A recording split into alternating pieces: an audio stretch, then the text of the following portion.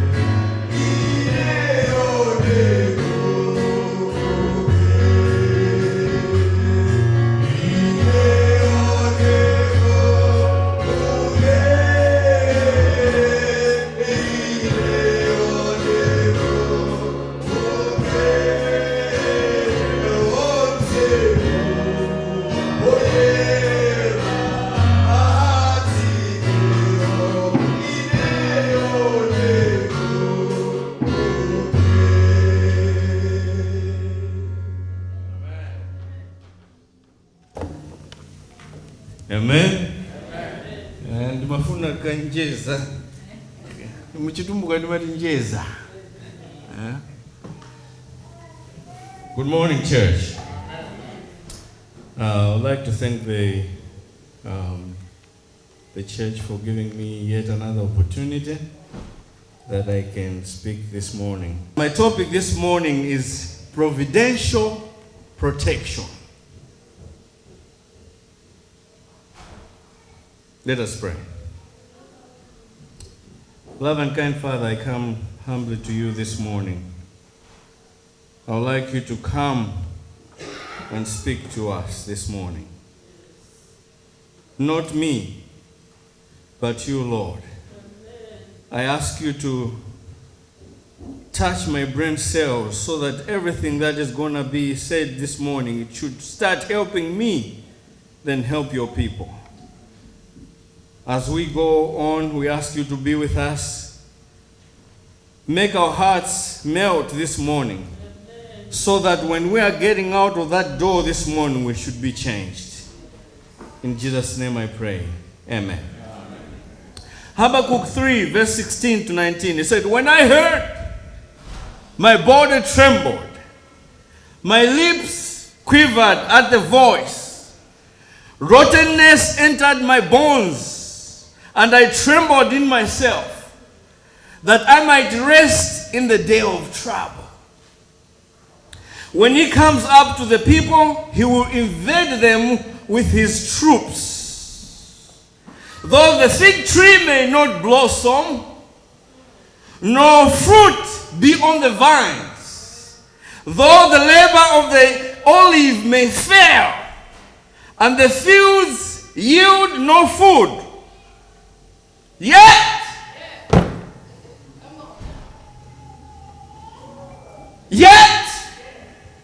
I will rejoice in the Lord.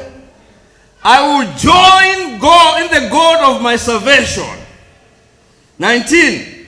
The Lord God is my strength. He will make my feet like deer's feet. You don't understand. I want you to respond. And he will make me walk on high heels. To the chief musician with my stringed instruments.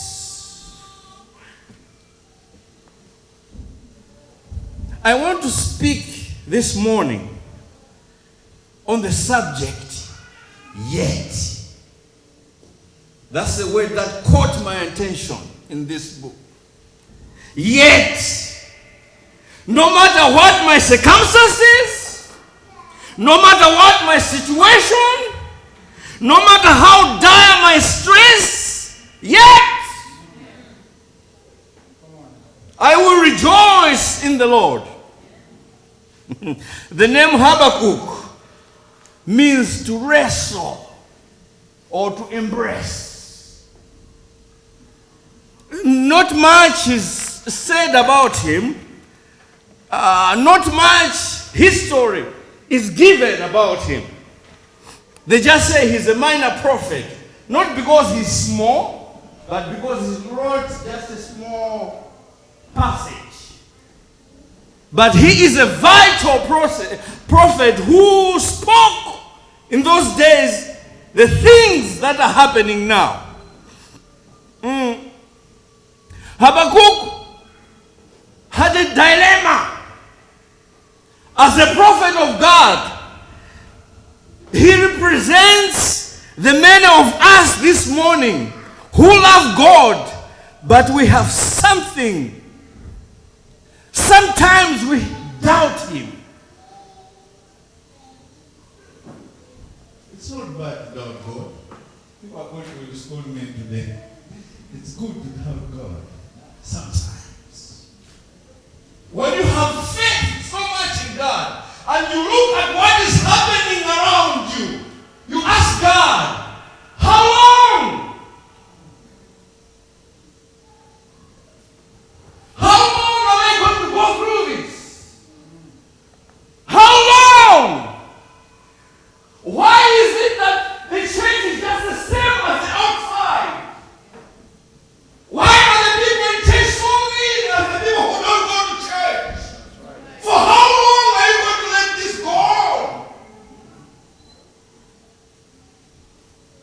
That's the dilemma that Habakkuk is in. He's asking God.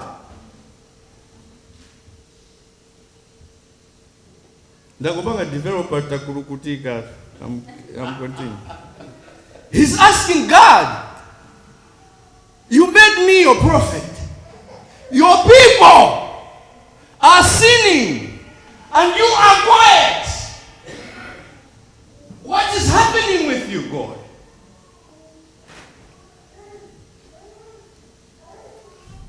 So Habakkuk wrestled. You know, I wrote that sometimes we trust God, but it gets hard sometimes. We believe His word, but the situation around us seems otherwise. Why is He doing this to my son? It gets hard sometimes. You question God, not that you don't believe in Him, but you ask God, why is it so?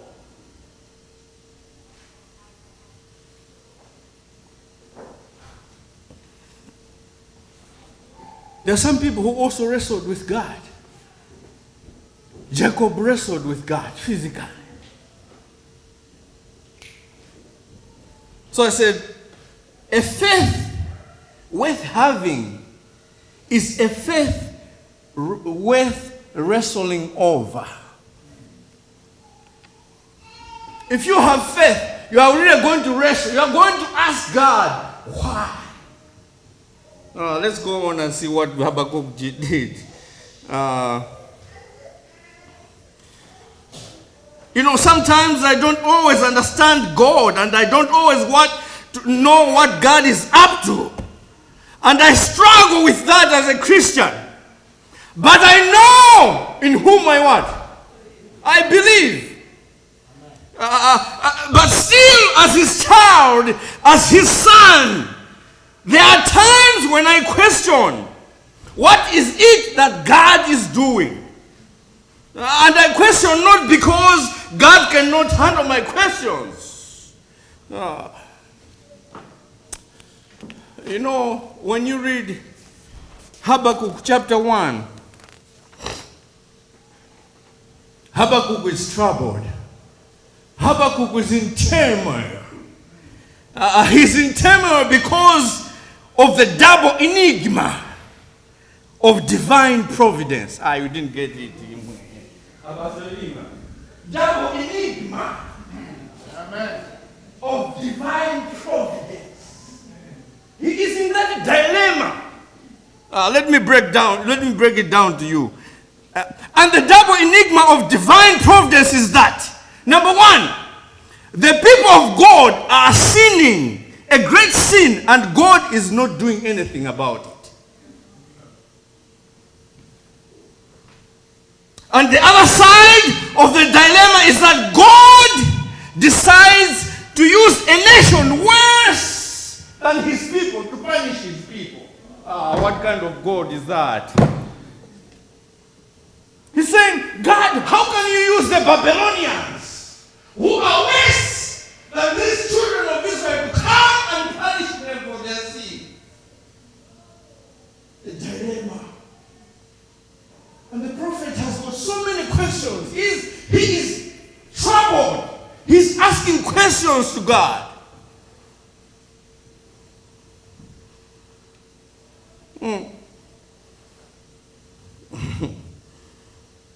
I'm going to be careful on this one. But this is what I wrote. I said, and then God takes somebody worse than the people sinning, and he judges them by the heathen. Listen to this. Kind of like what is happening in this country today. The election of Donald Trump to the highest office of the land was not a mistake. God may be using Trump, you didn't get me, to discipline this nation. God may have raised Trump to point us to us that if my people who are called by my name shall humble themselves and pray and take their right positions, then I will hear from heaven. Sometimes things get hard for us to get a lesson. That's true. Hey.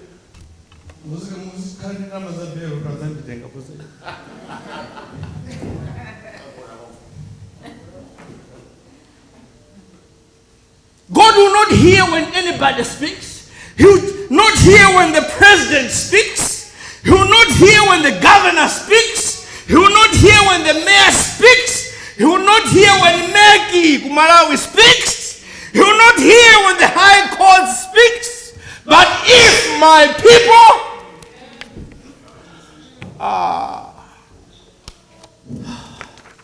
I wish the first was here to support me. You guys are so quiet. But when the people of God take their rightful place, then I will hear from heaven.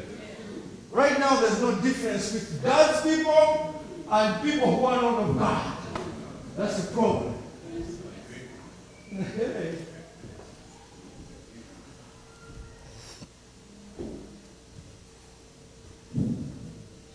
One of the days I was, I practice when I'm preaching. So this guy laughs in his room. He says, "What's wrong with you?"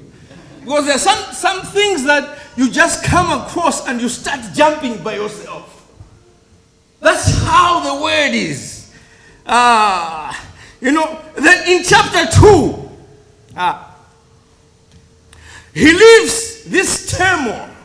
He's changing now. Habakkuk is changing the turmoil of chapter 1, and he goes to the watchtower. He says, I'll pitch myself in the watchtower. I'll sit there. And he tells God, I'm going to stay right here and watch and see how we are going to work this thing out.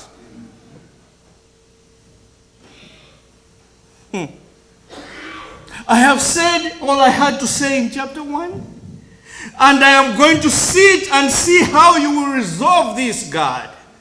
And God responds in chapter 2 and says, write a vision. Write a vision. Just don't write it and make it plain. Sometimes when we're praying to God, we don't tell him what we want. When the time is, time is the time. Say it.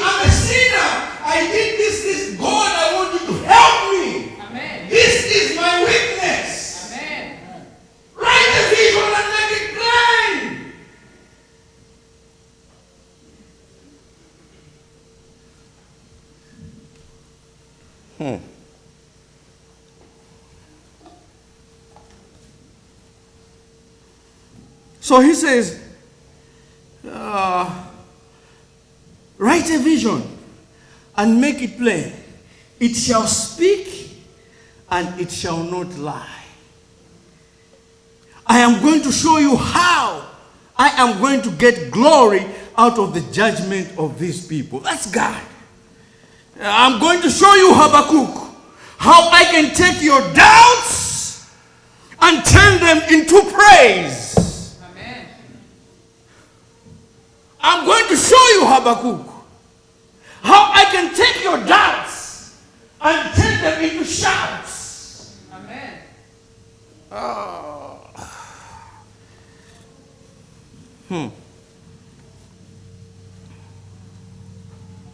You know, if you have been walking with God for a long time, if you have been trusting God in the midst of your situations, if you've been watching God move stumbling blocks and obstacles, if you've seen God open doors and answer your prayers, dry your tears, God can turn your doubts into shouts of praise. If you trust and never doubt, God will surely bring you out. Amen. Hallelujah. Yes, He will. I said, yes, He will. Yes, He will. God will. Oh. Now, let me just explain something here. Now I'm going to speak construction language. There's a load-bearing pole or beam in the text that rests perpendicular to the ceiling joist.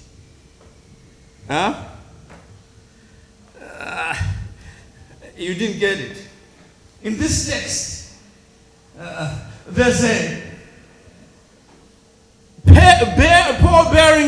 load-bearing beam or pole that is standing perpendicular to the joist of the ceiling. Follow me. If the beam gets swayed or moved, this pole, if it moves, the whole construction will come down. Now, let me explain to you. And the joist in the text, the ceiling in the text is the word although. That joist that is up there, I gave it the word although. Are you following me? Okay. But the load-bearing beam in the text is the word yet. You didn't get it. Although, yet. The load-bearing beam in the text is the word yet. If the load-bearing beam gives way, the whole construction will collapse. Although the fig tree will not blossom, yet, although there's no fruit on the vine, yet, although there is no cattle in the store, yet. Now, let me explain. That's the although. Okay? But you have a supporting beam here called yet. Although that fruit may not bear fruits, that tree may not bear fruits, yet will hold it. You're not getting it. Although my child is in jail, yet, although I am the only one left in my family, yet, although I'm going through this suffering, yet,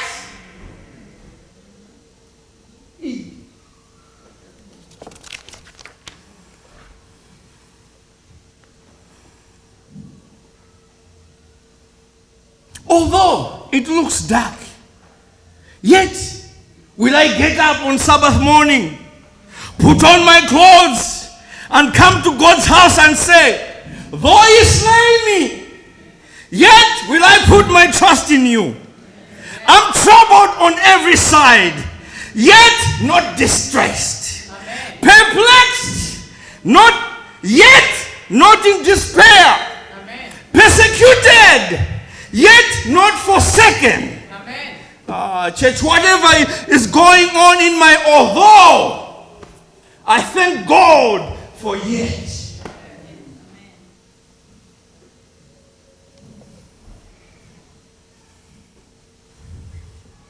So Habakkuk says, though it doesn't look good, though the situation seems not good, I'm going to go in the tower. I'm going to get in the tower, in the watchtower, and sit there and wait, watch, and tell God everything that is in your hands. He says, my eyes are on you, Lord. What are you going to do? Prove yourself. Show yourself. Show your faithfulness. That's the point we have to reach as Christians. Where we can tell God, it's all in your hands. We've been saying, oh, we need a church for 10 years. Have you given it to God? Michiana Malawi Church. Go in the tower and wait and tell God, I'm going to sit here and wait for you to do something.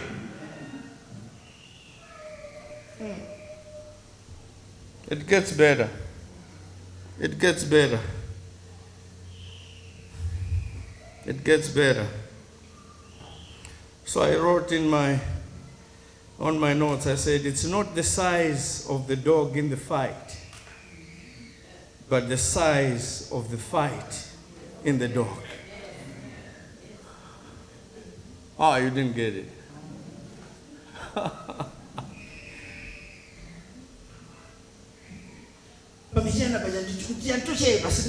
No. It's not the size of the dog in the fight, but the size of the fight in the what?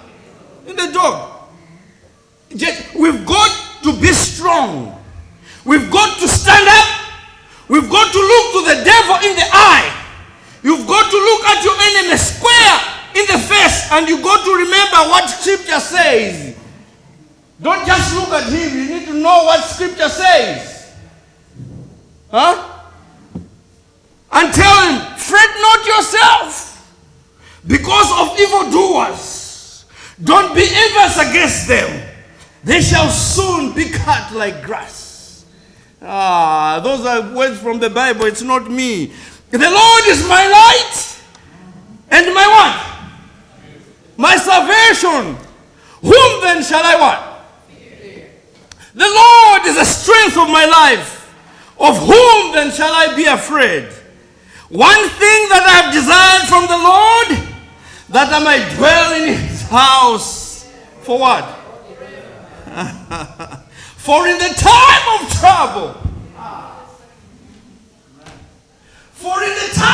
trouble, he shall hide me in his tabernacle.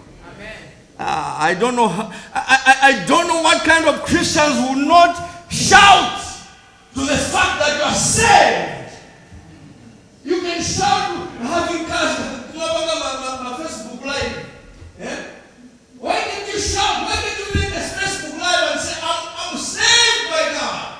I'm saved by his blood. And I enjoy it. I said it all the time that I command the phone some South Bend.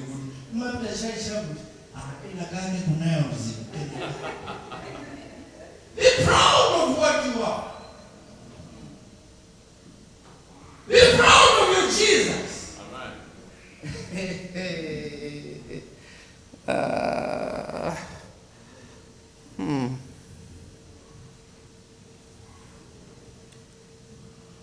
Okay, so I'm going to sing. Let me finish up. Don't worry, it's not too long. But there are a few things that stand out to me in this chapter. Number one, his sovereignty never changes. Amen. Though it may look dark, though it may look not promising, though it may seem like your future is doomed, his sovereignty never what? Never changes. He's still God. I may not be able to rejoice in my situation, but I can rejoice in my suffering. Listen to this, church. What you have to go through next cannot be compared to what you have already overcome in. Amen. If somebody has got a tweet, you tweet that one. Anything that is coming to you next cannot be compared to what you have already overcome. Face it.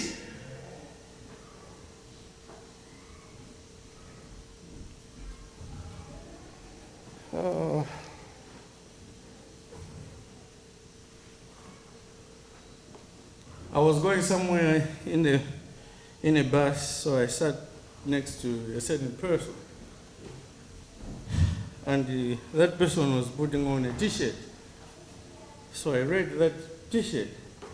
The t-shirt was written, "Pain is weakness leaving your body." I almost jumped and shouted. You know why? Because every time when we're in pain, that's when we give up. But pain is that weakness leaving your body. Go and see those people who are doing gym. Huh? When they lift up 100 pounds, they come home, their muscles are what? Sore. Huh? After a while, the muscles heal and they go to the next 200 pounds. Huh? After that, they go to 300 pounds. Anything that you have already gone through cannot be compared to what you are going to go through. You'll be able to overcome it. So pain is weakness. When you're feeling pain, that means that weakness is getting out of your body.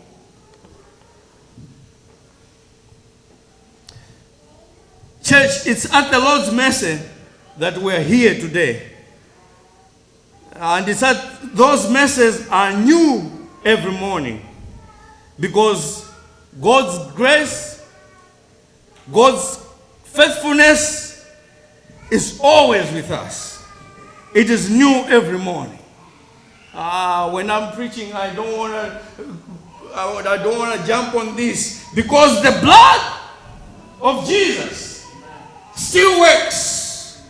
It reaches to the highest mountain and it flows to the lowest valley. The blood that gives me strength from day to day to day to day to day, it will never lose its power. Amen.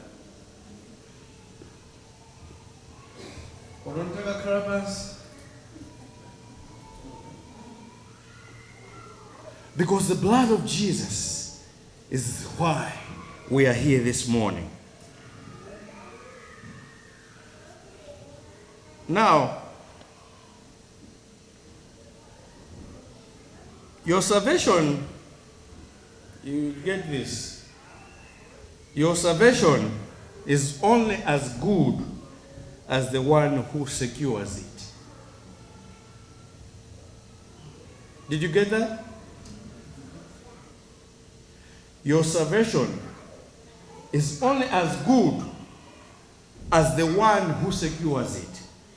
Let me give you an example. The money that you have in the bank is secured by FDIC. Huh? We know that, right? Well, if you don't have money, don't worry about it. It's okay.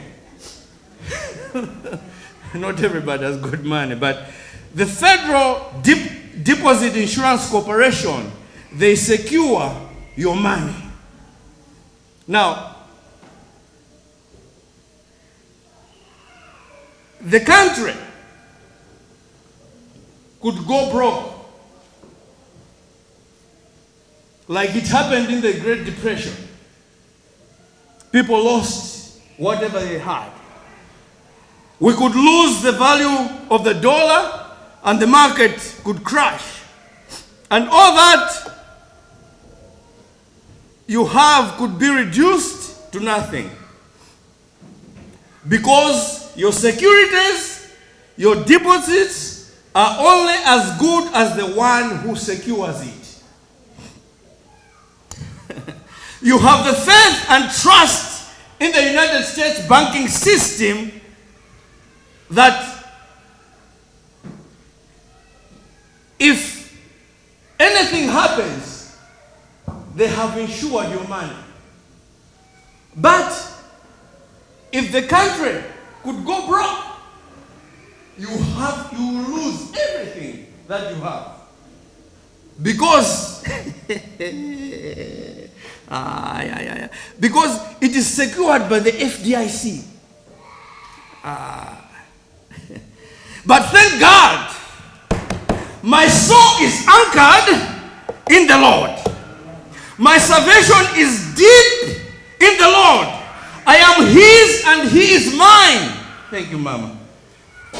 Because it took Jesus to save us. He died for our sins. Now, even though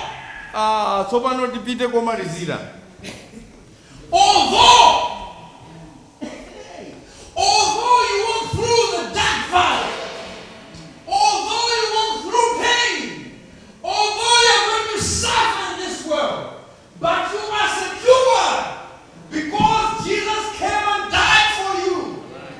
That's the providential protection. Amen. Amen.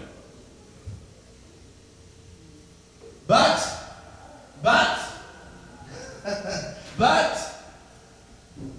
it does not come automatic. Write a vision. Write a vision and make it plain, and it shall speak, not lie.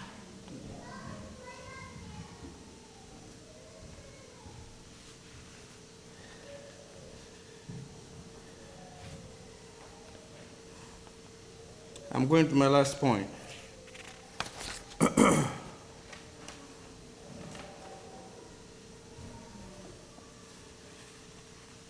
In chapter 3, now Habakkuk has changed his perspective. In chapter 3, from being somebody who is questioning God, in chapter 2, he went and waited for God. In chapter 3, he goes to triumph. In chapter 3, it's a prayer. Habakkuk is praying in chapter 3. Listen, it is not a prayer to ask for things. It's not a prayer to ask for deliverance. It's not a prayer to ask for something from God. But it's a prayer that God has already promised in chapter 3. He's praying, it's a prayer of thanksgiving and rejoicing. He's saying, because in this, there are 3 verses in chapter 3 that has a word behind it that we can only find in Psalms. I looked it up, I said, oh, this is so strange. So I said, let me find out why this word is there. The word Selah. You go and read Psalms, you find that after a verse, then they said Selah, right? Or some people say Sila. But in Habakkuk, there's this word in chapter 3, word Selah. He writes a verse or two and then he puts Selah. Then he writes another verse or 3 or 4 and says Selah. Which means after he thinks about God's goodness. Church, are you with me? After he thinks about God's goodness, the word Selah means stop a minute and shout. Stop a minute and praise. Stop a while, pause and praise. Church, when was the last time you paused to thank God for all he has done for you? Now, I'm not talking about in church on Sabbath. I'm talking about every day of your life. Because everyone today can praise God in here. But what about tomorrow? I'm talking about getting in the car on Monday morning and you don't have enough gas to make it through the week. And you don't get paid till Friday. But God lets that car roll on. God lets that car roll on Tuesday, Wednesday, Thursday until you get paid on Friday. You ought to pause and say thank you. Some of you went to the doctor. The doctor said that there's nothing we can do about you. But you know what? There is experimental medicine that we can try on you. It may work or not. But here you are. You are looking good. You are doing whatever you can do as anybody else. You ought to pause and say thank you. Amen.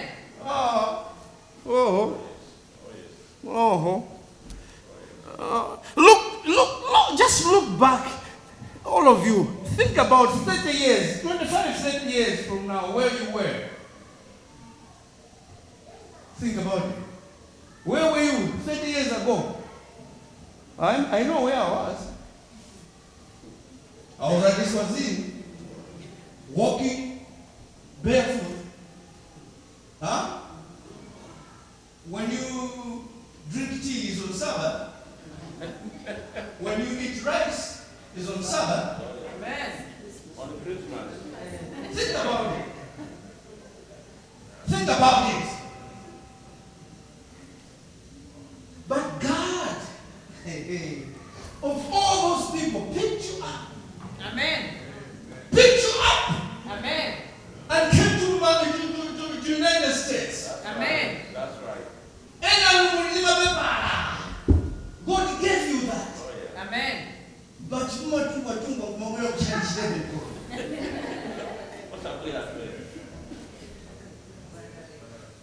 I'm sorry about that. I'm just trying to say the truth. What happened to that boy who used to go to Sabbath school back home at 9:30? What happened to that girl who used to recite verses in front in Sabbath school? What happened to that man who used to say a whole chapter of Psalms? Amen. Oh, yes. Amen. You're coming to America to America. Malawi show. Come on. Yes, do the live show, but praise God. Do it in praising God. I had never mentioned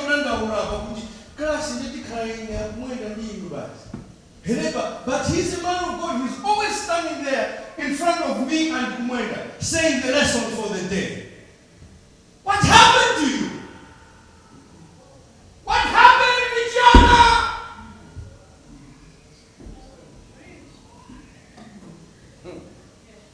Wow.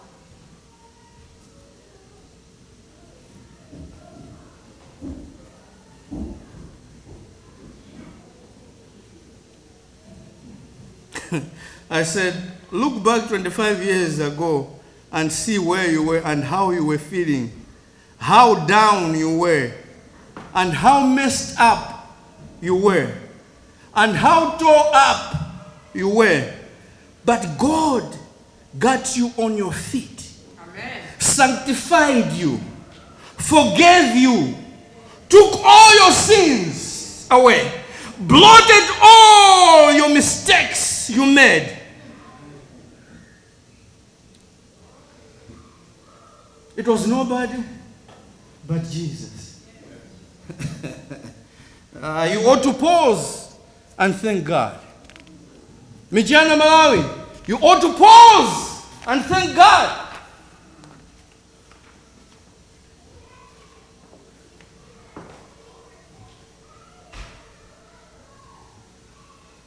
Habakkuk is closing. He's closing in chapter 3 with music. It's a congregational song. Because Habakkuk says, give this music song to the choir director so he can score it to string instruments. I said, you know why Satan hates us so much? No, I'll tell you. Satan used to be the best musician in heaven. Huh? And let me tell you one thing. Whenever he hears you guys singing and praising God, that hits him so bad. But you know what happens? You find that most of the Christians these days, they just come to church and not participate.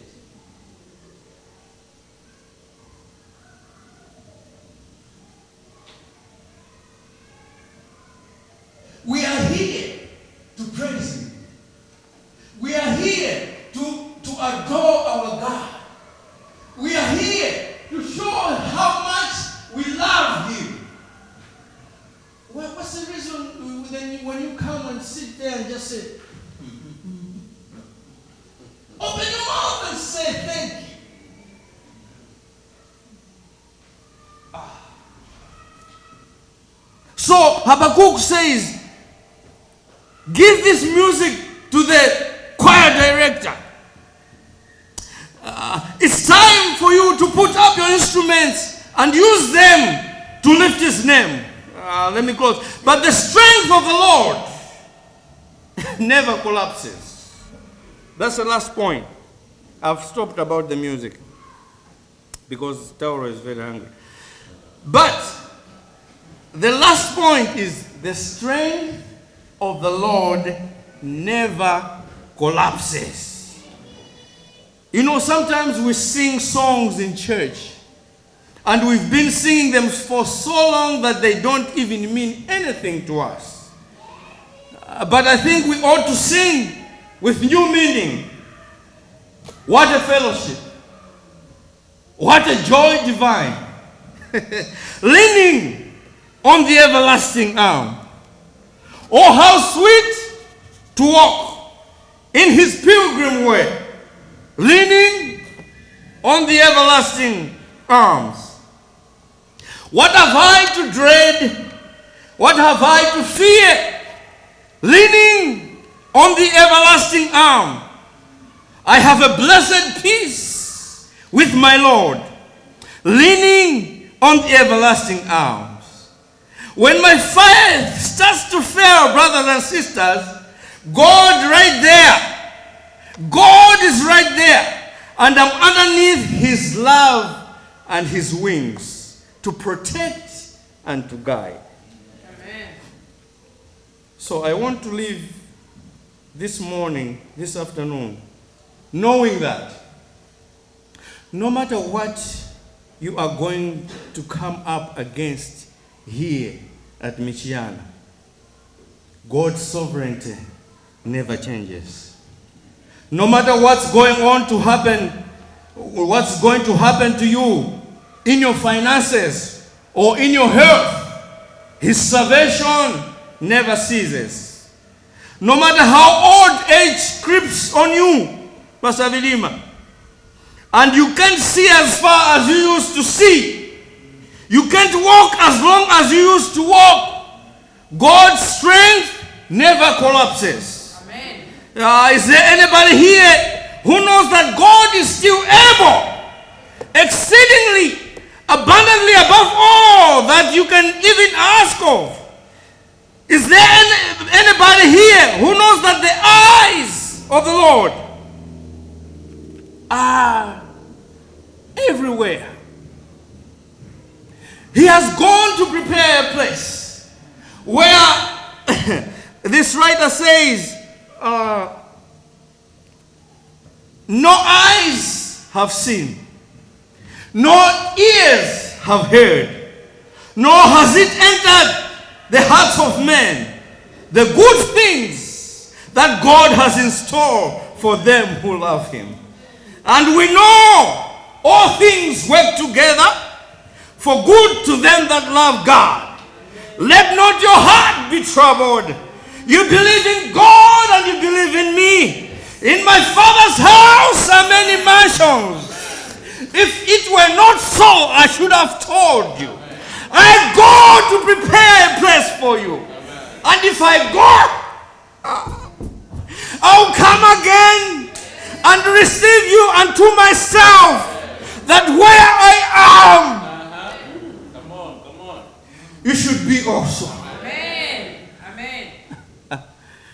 Oh, that's all. Maybe this is the only verse I come here for.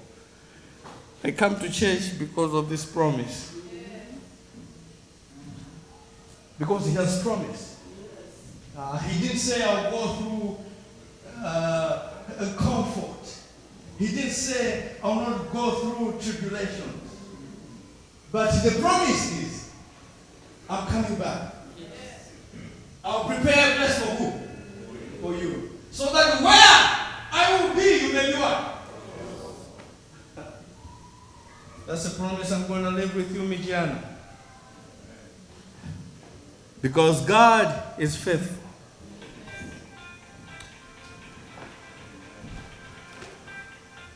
Weeping may endure for a night, but joy will come in the morning. Let's stand up and close.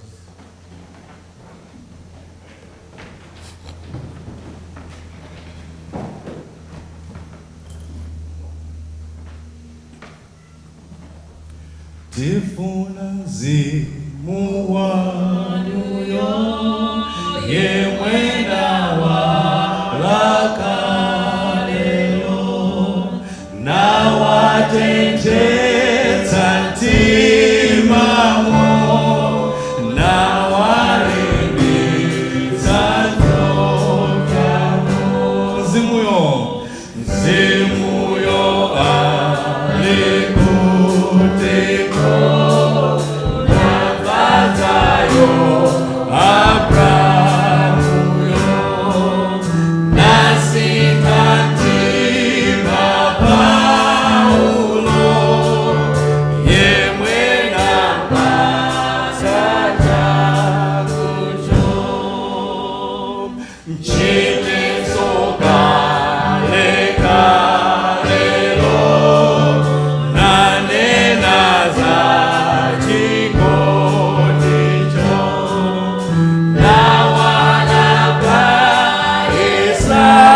Isayayo nampatsa Danielizeruzo mchitetu mchiode mulibeka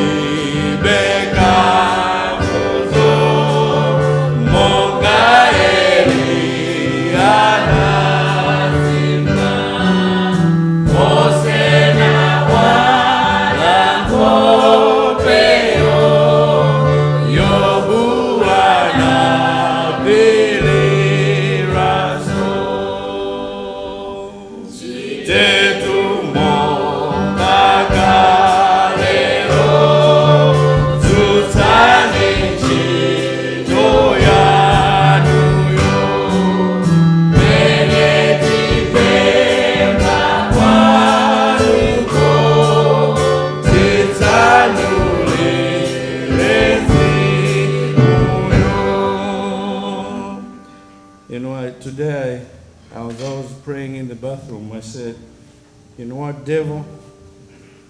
In the next 1 hour, I'll be under new management.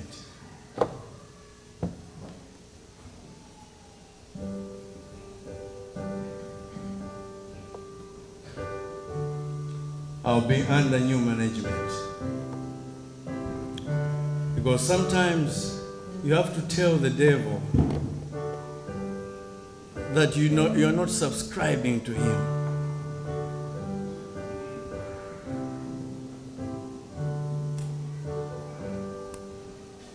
He will activate us.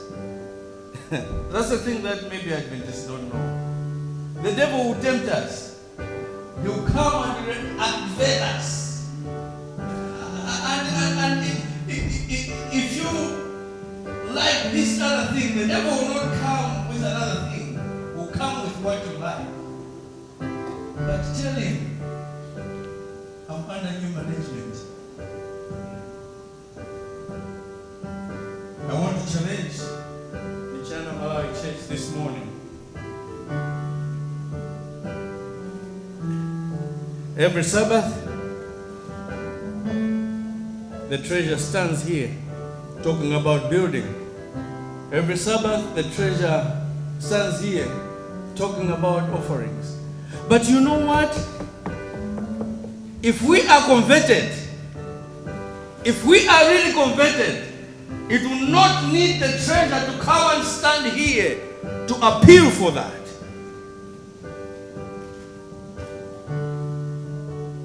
I want to be under new management.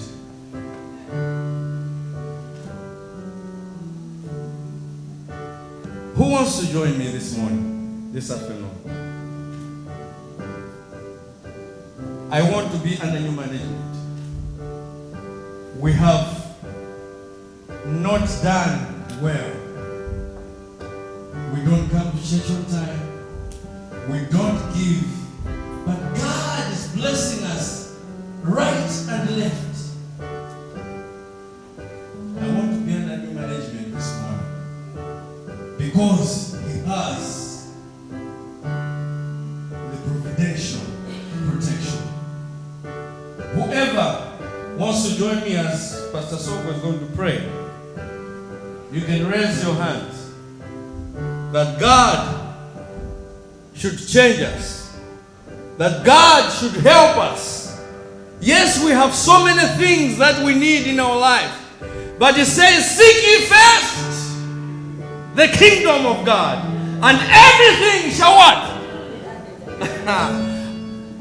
That's a challenge. And that's the new thing that I want us to do.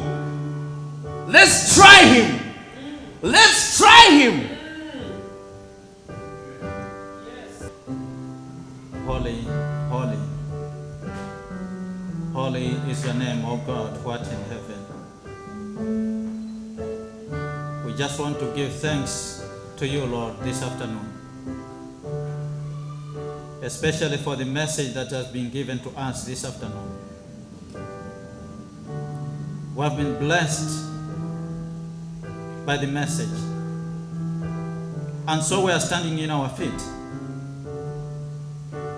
But as we come before you, Lord, we would like to ask you not only to see that we are standing up,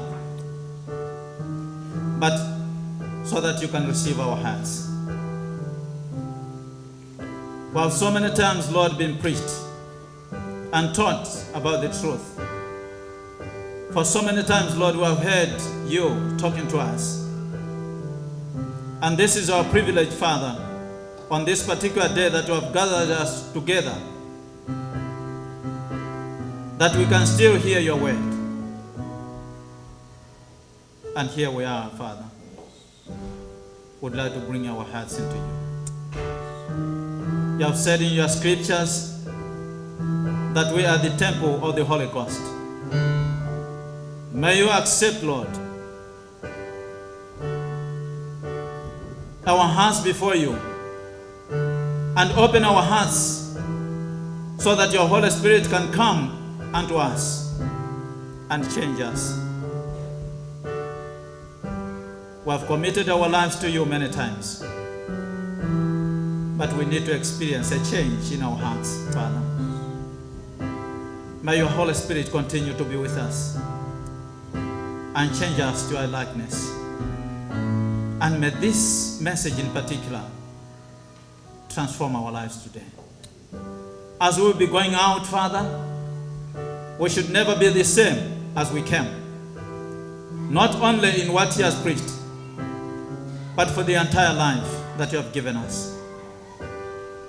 You heal our relationships, heal our minds, heal our bodies, heal our brains, and heal everything that belongs to us, so that we can exalt your name, and not only in worship, but also in praise and thanksgiving. Father, we are so thankful that you can accept us just as we are. That's why we are here this afternoon, that we may again commit our lives in a very special way. May you touch each and every one before we leave. We should be in your care. As the preacher has said, may you be our new management of our life. For this is our humble prayer in Jesus' name. Amen.